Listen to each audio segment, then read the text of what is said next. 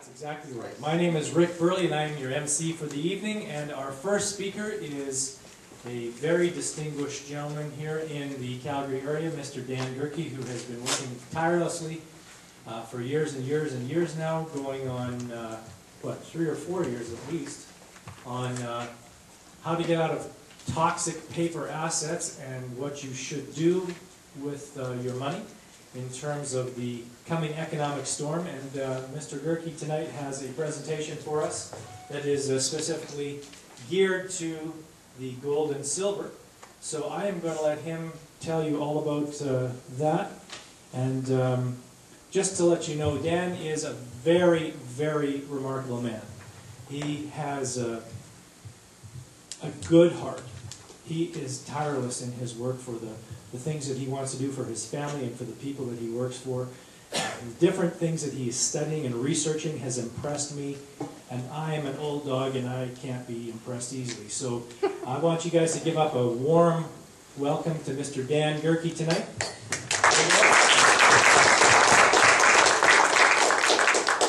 Thank you, Rick. Welcome. There's the clicky thing. Clicky thing.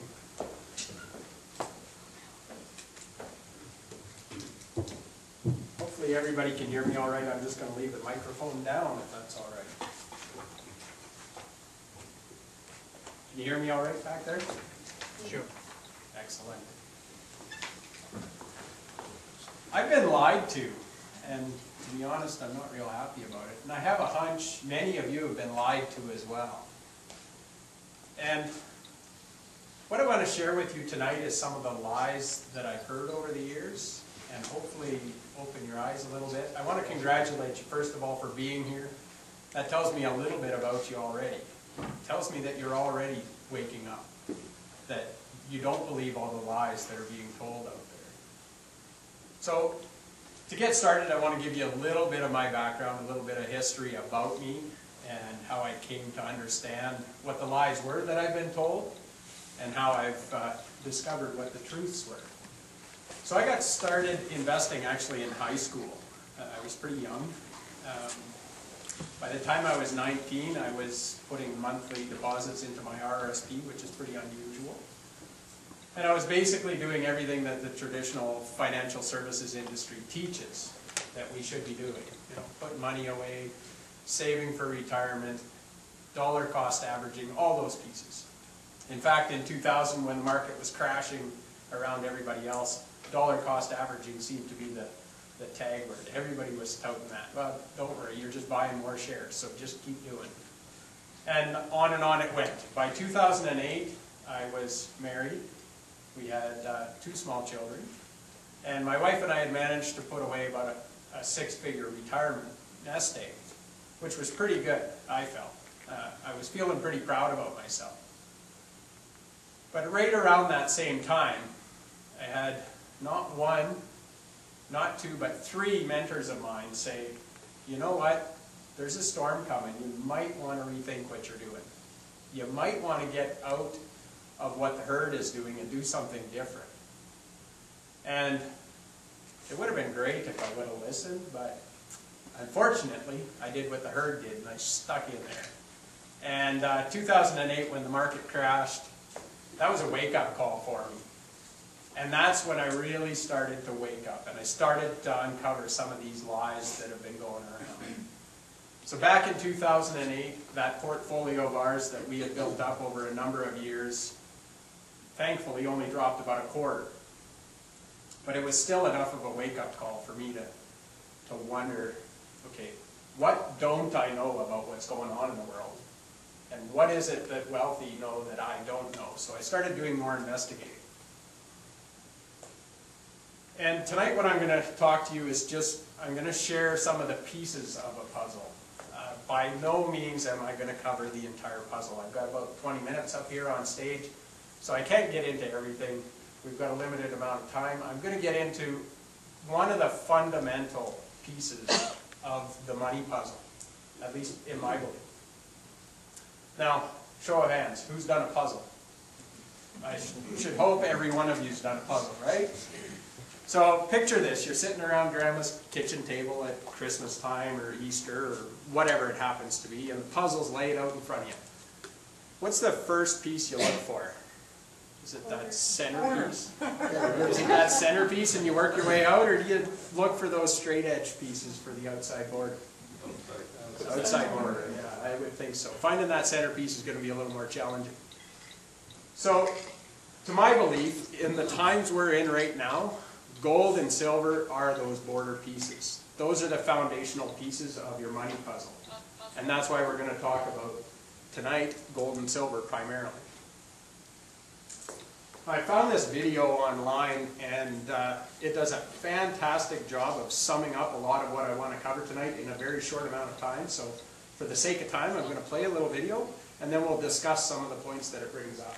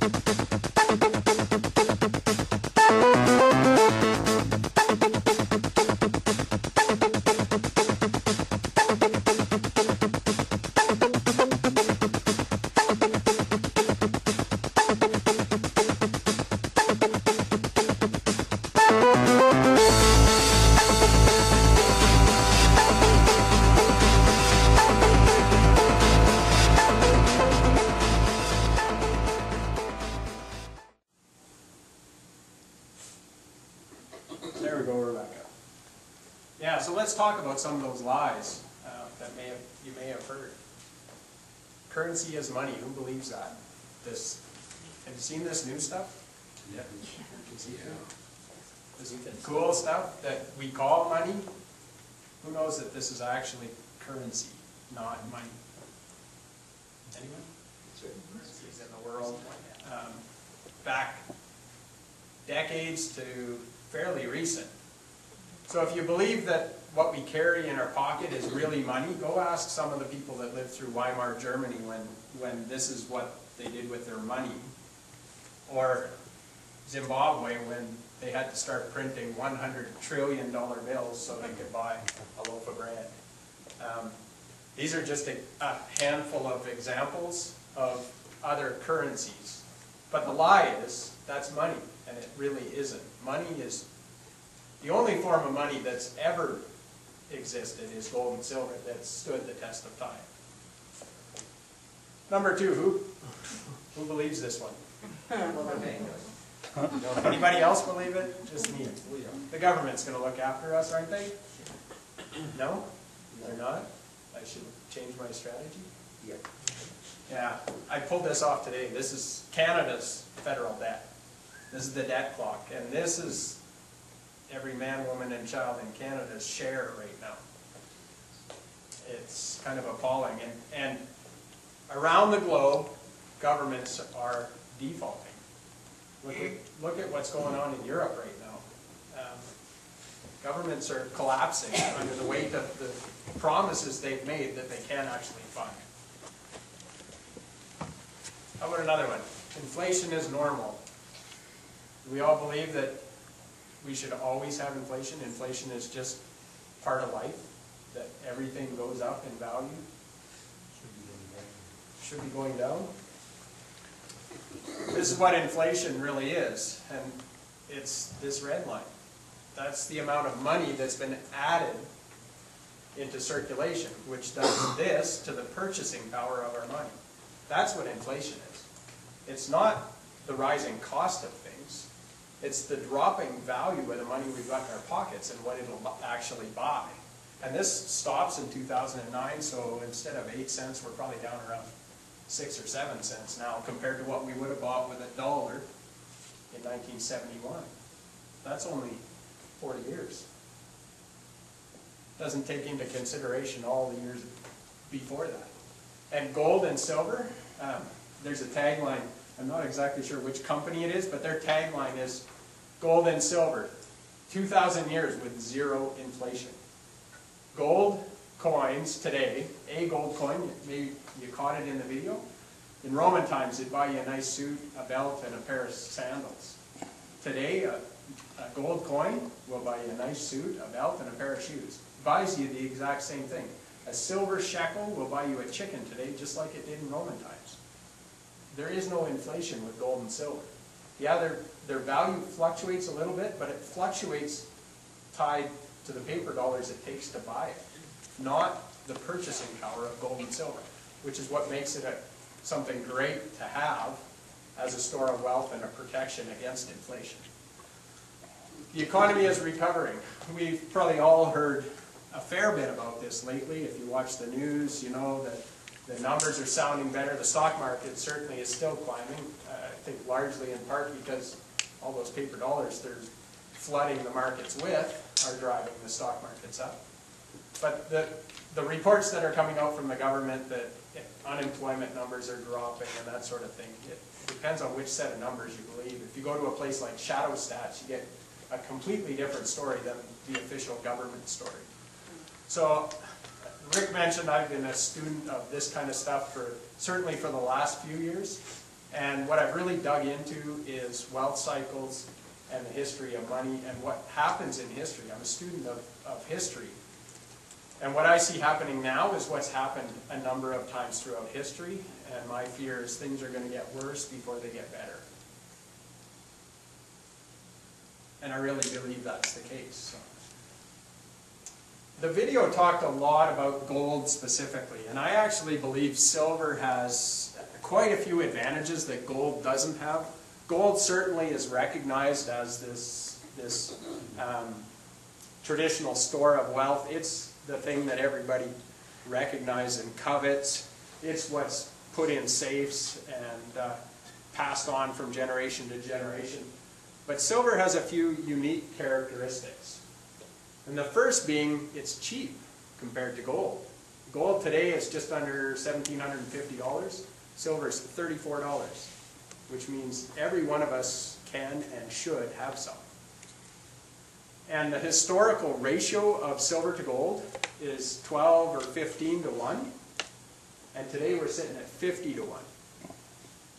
And that's not taking into consideration that silver is actually used up, whereas gold is just hoarded. So the ratio of silver to gold is actually dropping, which should mean they're getting closer together, equal value. And they're not today. They're way out of line. And that means gold's either got to drop, and I don't think there's too many people that see that happening anytime soon, or silver has to jump to catch up. So I talked about silver being used, and it is one of the most universal elements or metals on the planet. It's used in virtually everything, from your traditional silverware to electronics like computers. Everybody in here has a cell phone in their pocket, I'll bet. And inside that cell phone is a tiny bit of silver. But when you factor it into the billions of cell phones on the planet, that's a lot of silver that gets used up. And it gets used up in such a small amount that it's not economically viable to even recycle it. So it ends up in the dump. It disappears. We don't reclaim it. So unlike gold that's put in a vault or put in jewelry that you wear on your finger or around your neck, silver's disappearing. And that's why the reserves that have been in stockpiles, in government vaults and that sort of thing, have been disappearing over the years. There just isn't any more. And it's not even economically viable to mine silver right now at the current prices. So it's, when it does come out of the ground now, it's a byproduct of mining other metals. So until the price of silver rises, there isn't going to be a concerted effort to go mine silver. It comes out with copper and other metals. There's really two reasons to have gold and silver. And the first one is insurance. And that's essentially what I talked about when I said gold and silver hold their value. They're a store of wealth. They have zero inflation. They buy today what they did thousands of years ago. It's your insurance policy. Now, a lot of people look at gold and silver as an investment right now because in times like this, their value tends to rise, and I would agree with that. But my first objective when I talk to people about gold and silver is to encourage that they look at it as an insurance policy. It's a hedge against inflation. It'll offset what that dollar's doing when it's dropping down to 6 or 7 cents in purchasing power. The gold and silver will go up proportionally. Now, it's also an investment, obviously. People that bought gold and silver 5 or 10 years ago are feeling really good about it as an investment because it's gone up 300 or 400%. Marlena, do you want to hand out those handouts?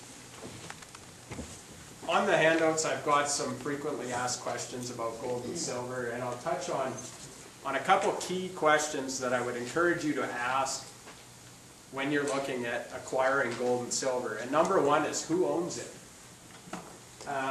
The most common denomination that people usually get when they get gold and silver is they'll get 1 ounce coins, and typically they'll get government issued 1 ounce coins. And those will be American Eagles, the Canadian Maple Leafs, the Krugerrands, those kind of coins. The downside with that is that people don't realize that because it's a government issued coin, it's owned by the government. Wow. You don't ever actually own that coin. It's currency, just like the quarters or these paper bills in your pocket. They own it, you're the bearer of the coin only. And in the Coinage Acts in virtually every country, there'll be a statement, much like this one, that outlines that you're only the bearer of the coin if it's government-issued legal tender. So our silver Maple Leafs, they've got a denomination on them. And that makes them virtually the same as our other coins that are in our pocket. Now they have a much higher intrinsic value for their silver content, but they're still a government-issued coin. So if you're acquiring gold and silver, I would encourage you to look at private minted coins that are still as pure, have a weight and measure on them, and are recognized worldwide, but they're not owned by the government who issued them. If the Queen's picture is on the back, that's who owns your coin. What is it? I don't understand that bit. But the Queen picture is on the coin, Yep. you don't own the coin. You don't own the coin. You're the bearer of the coin. So actually, I'll give you an example. Back in 1933 in the US, Roosevelt recalled all the gold in the country. And what they did is they sent out an executive order that made it illegal for you to own their coins. You had to trade it in. They built Fort Knox with that gold. They gave the people $20 for their gold, which was the price of gold at the time. And then they repegged gold to $35. So everybody lost 40% of their value in that transaction. But if you didn't trade it in, you faced jail time or a $10,000 fine or both. So that's not to say it will happen again. It's a possibility though. So if your coin is privately minted, not government issued, then you have an argument against that confiscation. It's just one more level of separation from that potential possibility. Liquidity and tradability. Some people will want to get the most bang for their buck, and I would encourage that, and they'll go out and buy large bars. Now the downside, when I talked about insurance for gold and silver, if you're expecting a currency collapse, you're going to need something that you can go and buy groceries with. And a bar isn't what you're going to want to walk into the grocery store with. Because if you gnaw off the corner and hand it to them, they may or may not take it, and they won't know what to give you for it. So coins are important to have for that reason, smaller denominations for their tradability. And they're also much more liquid than a bar. If we go into hyperinflationary situation and you've got a large bar of silver, you're looking for somebody with a lot of value to trade you for that silver. If you've got a single coin, it's much easier to barter for things. So it's a much more tradable denomination. So you want to look for smaller denominations for that reason. If you have a large supply of smaller coins, then by all means get some bars, some larger bricks, so that you're not paying for manufacture costs. Coins are going to cost you more over the spot price of silver or gold, just because every time they stamp a coin, there's a manufacturing cost. So the cost of that is going to go up. And then the third one is price and privacy. You want to know that you're paying a fair price, and I would encourage the privacy part of it. Now, if you go into your local bank, you might have to fill out some paperwork to acquire that gold and silver, which leaves a paper trail. So you might want to look at more private transactions, and that's what I would encourage as well. It's just, it's your investment, it's your store of wealth. Why not keep it that way and not involve others in it if you can? So there's a number of questions on the second page of that sheet. Those are frequently asked questions. If anybody has any questions, I'll run over those right now quick before I wrap up. Does anybody have any questions on gold and silver? Aliki? Okay, you're saying like go through a private source to buy. Can you give an example? Like other than the government or the bank? Coin dealers is one example. You might pay a higher premium at a coin dealer, but you probably aren't going to have to fill out paperwork to buy a few coins. Now, if you buy a large amount, they may have to report that. There's a number of sources, and I can certainly point you in the right direction. So it's something that's accessible in the city that you can go and purchase this? Yeah, there's a number of places. You can order online, and even that transaction is private. You know, it gets shipped right to your door. Nobody knows about it other than you and them. So when buying, you are able to compare the prices and make sure you're not getting ripped off?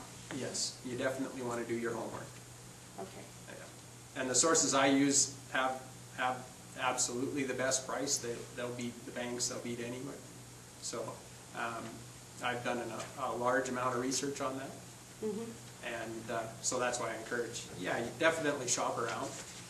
And I'm not saying tonight, now this is one thing I want to make, or you go to your coin dealer or you go anywhere, to the bank, here's what I want you to do though, get some. Silver especially, at 34 bucks, everybody could and should have some.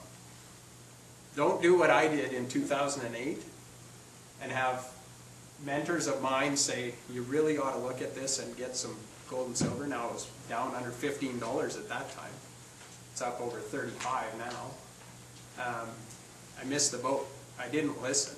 And I think now more than then especially is a great time to have some for that insurance purpose. They decide to lock the door. I wouldn't put it in a little safe that you buy from Costco, because those are just throw under your arm and take them with you for the bad guys. Get creative. Keep it in your house. Keep it somewhere accessible. If you need it, you're going to want to be able to grab it, right? Just get creative. One of the examples on there is an old rusty paint can. Which is not where you have yours. No. Yeah.